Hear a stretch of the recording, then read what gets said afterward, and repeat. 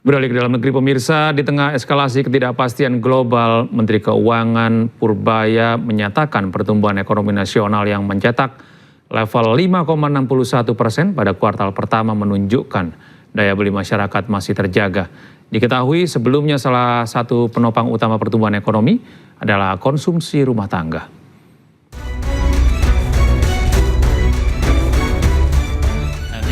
Di tengah tekanan ekonomi global, Menteri Keuangan Republik Indonesia Purbaya Yudi Sadewa mengatakan perekonomian Indonesia masih menunjukkan resiliensi yang tangguh. Produk domestik bruto atau PDB Indonesia pada kuartal 1 2026 mencatat pertumbuhan ekonomi sebesar 5,61%. Dalam konferensi pers APBN Kita edisi Mei 2026 di kantor pusat Kementerian Keuangan Jakarta pada hari Selasa, Purbaya menjelaskan pertumbuhan ekonomi 5,61% itu ditopang oleh konsumsi rumah tangga di kisaran 2,9%, investasi 1,7% dan belanja pemerintah sekitar 1,3%. Hal itu menunjukkan daya beli masyarakat Indonesia masih terjaga pada level tinggi. Kita lumayan, itu pertumbuhannya 5,61 di Q1 2026. Ini waktu kemarin saya atau analis bilang bahaya karena itu pertumbuhannya didukung oleh pemerintah aja. Dan saya udah bilang di satu TV bahwa hitungnya nggak begitu. Kalau 5,6 berasal dari mana? Anda kalikan pertumbuhan kali pangsanya.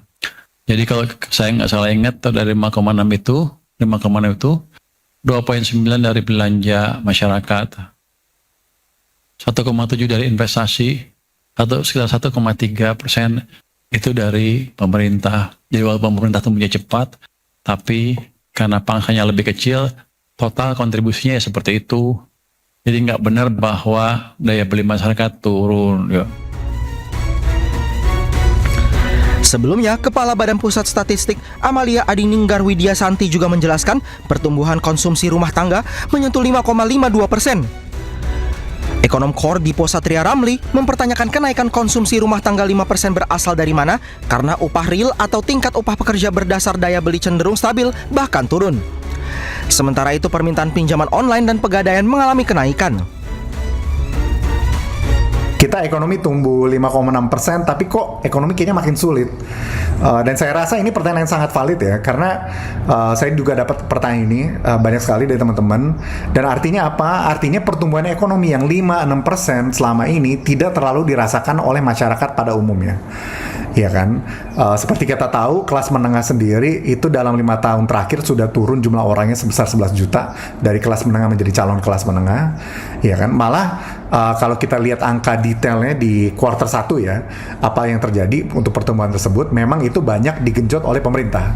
Pemerintah bilang itu front loading atau jump starting atau apa, tapi memang strategi pemerintah sepertinya dia mau genjot di kuartal 1 agar ekonominya tumbuh lalu bisa ngeran lah, ya kan, lalu pajak bisa naik.